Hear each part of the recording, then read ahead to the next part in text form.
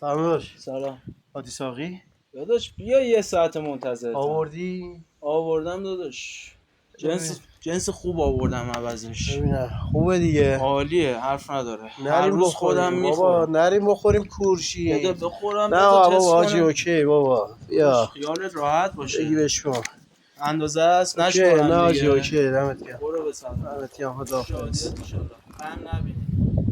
رفتی؟